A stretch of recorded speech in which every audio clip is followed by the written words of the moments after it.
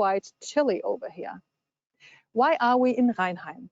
Rheinheim is a small city with 17,000 souls that does not only incorporate a lot of industrial companies, but also our milling production, which you can see in the building behind me.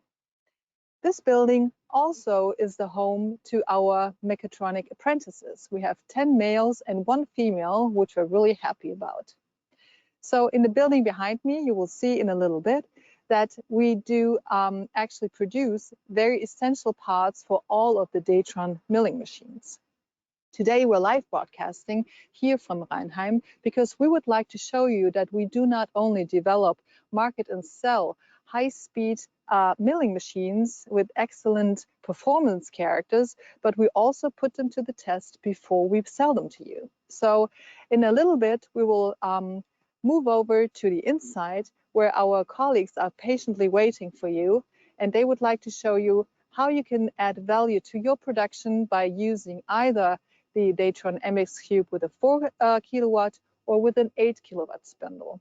So enjoy our new series of DATRON digital experience sessions today with our feature MXCube. Yes, thank you, Charlotte, for introducing us, and thank you for the nice words here about Rheinheim. My name is Nicholas, and I am area sales manager for Northern Germany. And today I am here with my colleagues, Fabian and Mark. Hey. Fabian is product owner of CNC Systems, and Mark is the manager of our Tech Academy. And we like to introduce to you the new machine system, the MXCube with 4 kilowatt spindle. And we are guests today. So I like to introduce to you Renata. We are guests here at Renata. Hello, Renata. Hi. Nice to meet you here. Yeah, nice it's great to have you. Nice to be here. And yeah, tell me something about this place. What is this place? Where are we here? And what is your job here? I'm head of this place here. This is our milling manufacturing here in Rheinheim, a secondary site. What we do here is mill parts for our assembly site in Darmstadt. Mm-hmm. And now you have this MXCube here. It's quite new for you also. And can you tell me from your experience of the last days or month, what's the most benefit? What's the best part of the machine for you?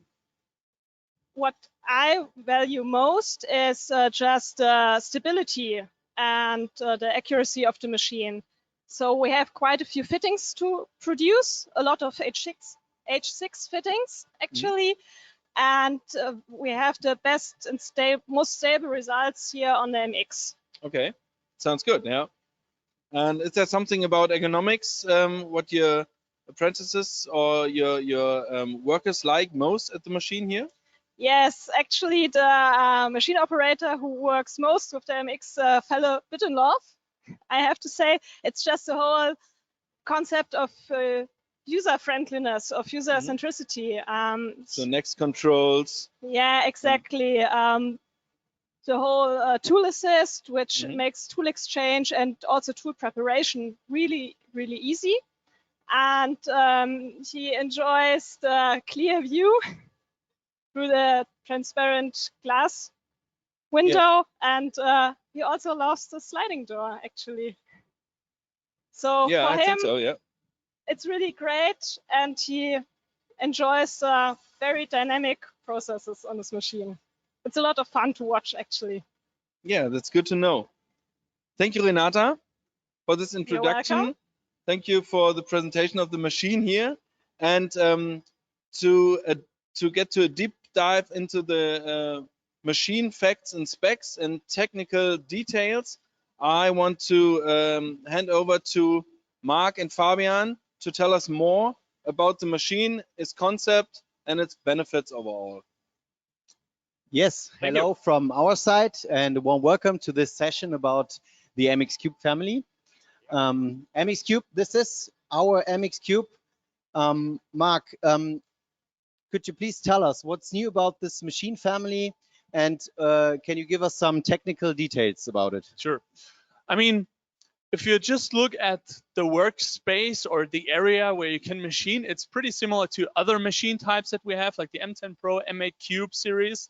But if you have the big picture, it is completely different in terms of production, of productivity. So if you have higher chip loads, we have a chip conveyor. So all the chips get transported out of the machine. We have the tool assist, as mentioned before by Renata, which sits outside of the machining area.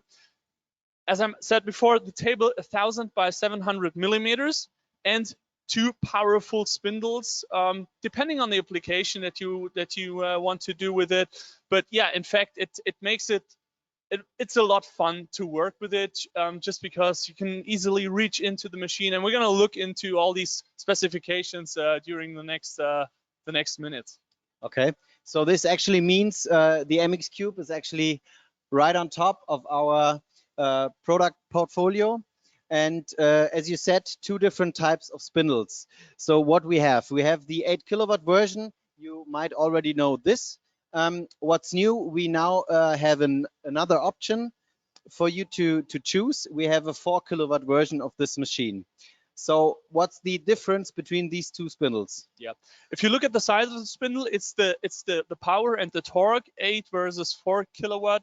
The bigger one has the HSK E32 collet system. The smaller ones, which it's pretty much the same as we use in other machine systems, is the HSK E25 taper.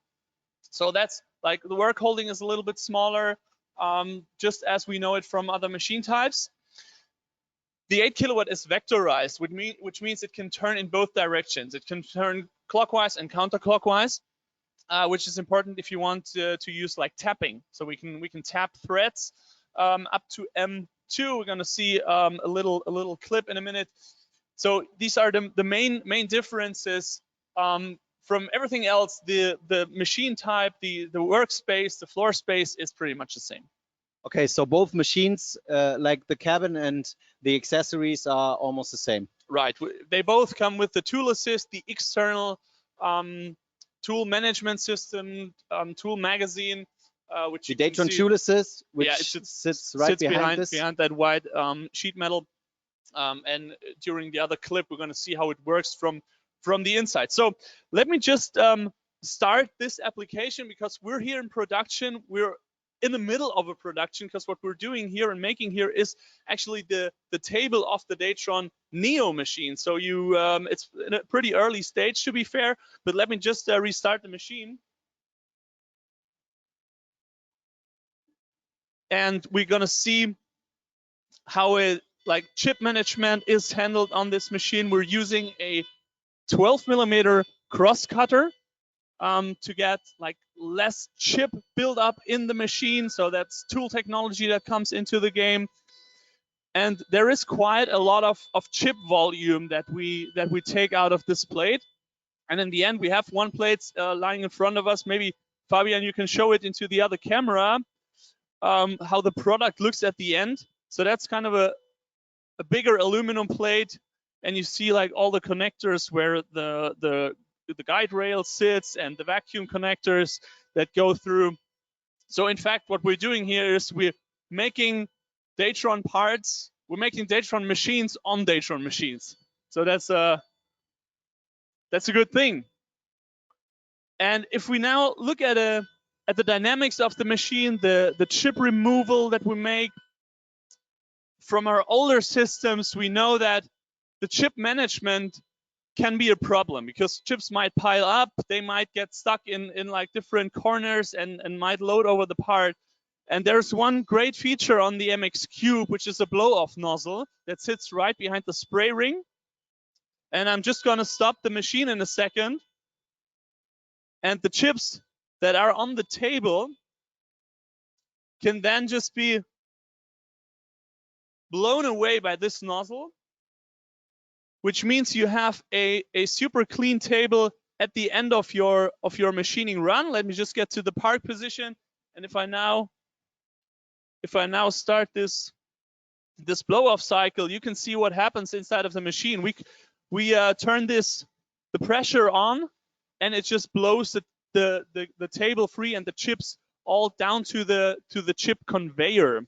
So from an applications view, it's great because you don't have to worry about the massive chips you have to take out and clean after each run. You just put that little macro at the end of each part, and your table is like almost clean. So that's a very great benefit of this machine. And if we open up the door, you can see it's a sliding door. That's different to other machine types where we have the lift gate that goes up to the front. And Fabi, if we look at the shape of this door, it opens up to the front and at the top at the same size. And this is because we have a huge request on automation projects, right? So that's actually easy to automate this machine. Besides this automatic front door, it's an option to get this door automated. Another option would be to get an automated side door to load the machine from the side, or actually from the top is pretty easy as well. So several options to be automated for this machine. Yeah, exactly. So like all the accessories, the entire machine is designed to be automated as well, just like you said, different options of auto doors, etc. So let's get back to the spindle. Yeah, thanks. Close the door really quick. Thanks for closing the door. Let's just get back to the spindle type and the tapping function. And if we can just see that little clip where we make the tapping, we can see we have also through coolant, through air pressure coolant on the on that spindle with like up to 8 bar depending on the system pressure. And here comes the tool change from the tool assist. We countersink those holes, and as I said before, up to M5 threads in standard aluminum or any aluminum alloy, we can tap those threads with standard machine tapping tools. And yeah, the reason why we cannot make more or getting bigger in the dimensions is simply that there is a high demand of torque when the tapping cycle is at its turning point at the bottom, so the tool will just get stuck.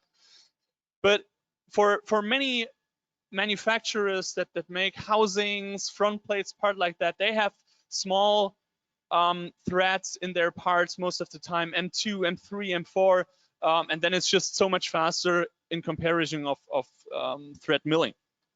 Okay, so thread milling would be the big difference between these two spindle versions. Yep. I repeat it once again, 8 kilowatt.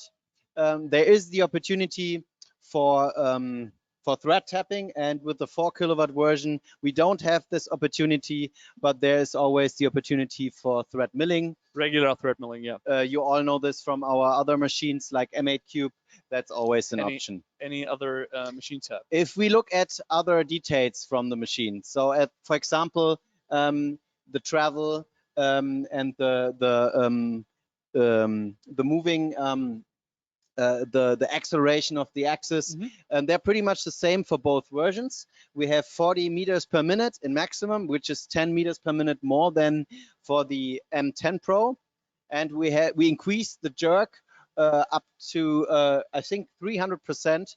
So that's actually how fast the machine accelerates, and this gives us so much more dynamics for this machine. And this saves you how many money does it save? Yeah, I mean, it's hard to speak in money, but we made tests where we had exactly the same program running on an MXCube and on an M10 Pro without changing any parameters. So just by the acceleration of the machine and its dynamic, we save a regular housing part, we saved over 20% cycle time without changing anything. Just like copying it from one machine, bringing it to an MX, you will be faster. That's quite a lot. That's quite a lot. Plus, in addition, because the machine is stiffer, you could still have a higher chip load and get deeper cuts. So there's still room to optimize, and that easily pays off at the end. So it might be up to 50% or whatever. Depending on the application, but yeah, I would say like 30%, 30 to 40% is doable. Okay, so that's a lot of money you can save in this case. That brings us to our next topic. What is a typical application for the 4 kilowatt version, you think? Yeah, I think it depends on like the overall portfolio of what you want to do with the machine. Is there something like the part that we see in the back now, where we have thicker plates? And when I speak about thicker plates, that's like 25 millimeters or 1 inch upwards. Higher chip load. We need a lot of stiffness in the tool. That's where I would recommend 8 kilowatt spindle, just because we have the bigger tool holders, we have more stiffness and more power. And for anything else, the 4 kilowatt will do the great job as an M10 Pro, as an M8 Cube as well, plus all the benefits in terms of productivity, as mentioned before. We have a little clip where we see a great example that we use on a 4 kilowatt MX. Mechanical work holding here, and we're also using the dynamic strategies. You can first see how to load the tool assist. So there's another view from the inside how the tool assist and the tool management system works. There's this 3-axis gripper that takes all the tools from the user supply, puts it into the tray, and whenever comes a tool call, it will be provided to the spindle. And then we see the dynamic movements of an outside contour.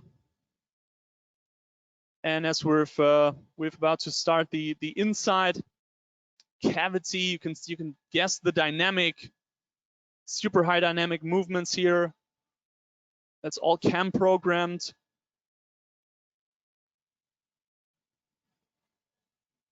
So we try to keep the machine in movement. That's why we see all those arcs and circles where the machine is going. So different cam systems offers these strategies and these type of tool paths.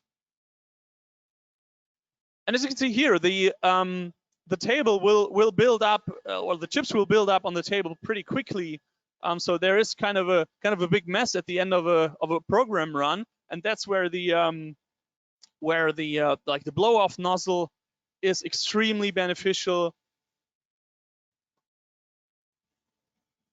Doing chamfers here as well, and then we're blowing off that table, and you can see that's like more than, I would say it's almost 100% of the chips that fly off the table, and makes it a lot easier for the operator to work. Oh, that's a nice feature for process stability and 24/7 production. Yep, absolutely. Okay, before we come to the end of this session, please feel free to ask any technical questions you have in our chat. We will answer them as soon as possible. Maybe right now, Mark will check the questions pretty soon. Yeah, I'm looking for the questions. And from now on, I think we have some more questions from your side. Yeah, I do have. So we heard about 4 kilowatt systems and 8 kilowatt systems and 4 kilowatt, 8 kilowatt. So Mark, maybe to you, can you tell us in your own words what's the main differences again between 4 kilowatt system and 8 kilowatt system? When would you choose one over the other? Like I said, it's like plate materials. That's a lot of our customers, they do plate materials. If it's a front plate or like larger plates up to 15, 20 millimeters, where you need the kind of the big size of the table and where you have a lot of threads, you should consider an 8 kilowatt because of the tapping. It's really beneficial. It gives you more process stability and quality. But for anything else, even for plastic applications or composite materials, the productivity is so much better, and the ergonomics of the machine, opening of the door, you don't have to lift this door all the time. So that's these factors would in general play for the MX Cube, and then we really have to see, is it an application that would rather fit for a 4 kilowatt spindle or an 8 kilowatt? I mean, at the end, it's also a price difference, of course. and they would both do the job, but they have limits. And the 4 kilowatt and the HSK 25 system reaches its limits earlier than the ones on the HSK E32. Yeah. Thank you, Mark. So, and to Fabian, you told us something about tool assist and all the features of the machine, but what is about accessories like clean cut system, fourth axis, maybe DST, vision system, and what about all our clamping systems? Oh yeah, sure. So clamping devices is a good topic. Yeah. We had a session a couple months ago, I think, about clamping devices where we showed all our portfolio we have. And what I can say is that MXCube also has these cones in the table. So all DATRON clamping devices you might know, they're all suitable for the MXCube as well. Okay. And as you said, other accessories, for example, DATRON Axis 4, which is a great fourth axis for our machines. It's also optional for MXCube, both variants. It's optional for 4 kilowatt version and also for 8 kilowatt version. For example, our DST Pro, so the 5-axis unit, is only available for the 4 kilowatt version. That's an important fact. And other accessories like DATRON Clean Cut or whatever will exist in the future. Please ask us if you have any interest in these products. Okay. Yeah, thank you very much. What about questions in our chat? Yes, we got a bunch of questions here in the chat function, and one of the questions is, does the MX come with a regular XYZ probe? So our sensor, Fabi. Yes, of course. Yeah, it's always inside, and we have the Renishaw, which you well know. Yeah. So the Renishaw probe tip and also the length measurement system, pretty much the same as on the other machine types as well. What is the range of thread tapping with the 8 kilowatt? So I mean, I think I can answer this question. Sure. Probably from the application perspective. And as I said before, M5 is the maximum in aluminum,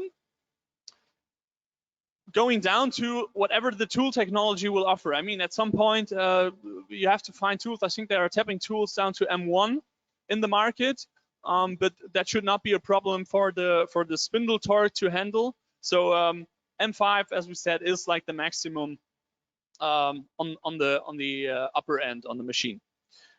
And then there's one other question, Fabi. Can we operate it without the chip conveyor? What other options? That's a good question. So we highly recommend the chip conveyor for the 8 kilowatt version. For the 4 kilowatt version, yeah, there might be the fact that you don't have that many chips and you maybe don't need this chip conveyor. Then there's another opportunity. We offer 2 chip boxes which go underneath the machine. You roll them through the machine from the much bottom. Like on the M10 Pro. Yeah, kind of. Yeah, from the side as well. And yeah, you will get these as well. And if you see in the future you maybe do need a chip conveyor as well, there's always the opportunity to get them via after sales. Right. Is the MXCube possible to use with an XYZ probe mounted directly in the spindle? So I think that question comes up to probes that are built in an HSK system, and I think that's nothing we have in standard.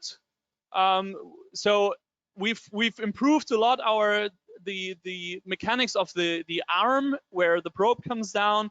We've added calibration cycles for the probe itself, for like different triggering setups and different angles.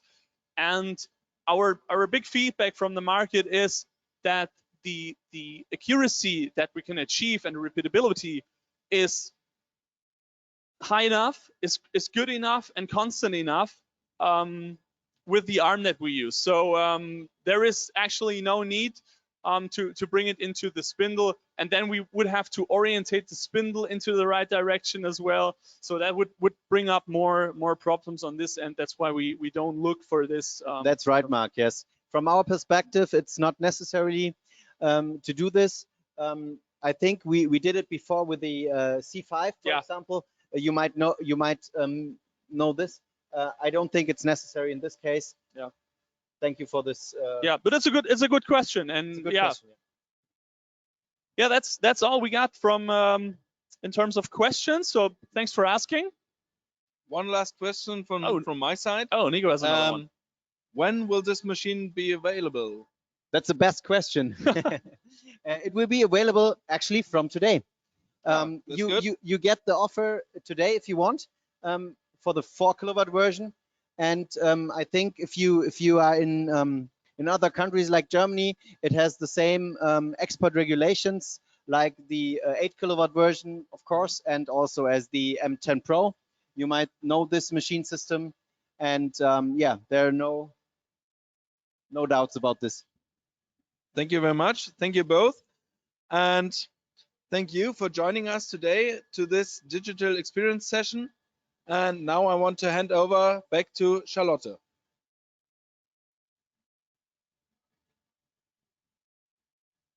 Thank you, Nicolas, and also Mark and Fabian.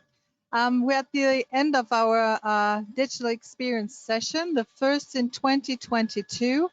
And guess what? We have more planned for you. So every 3 months or so, we will offer another digital experience session. The next one will be up on the 23rd of March with DATRON Next. You might already have a DATRON machine with DATRON Next, but we know there's more to tell. We constantly develop the software, and we would like to show you new features and new advantages. So if you like today's session, please join in next time. In the meantime, follow us on social media. Stay tuned, stay in touch, and stay healthy. Take care. Bye-bye.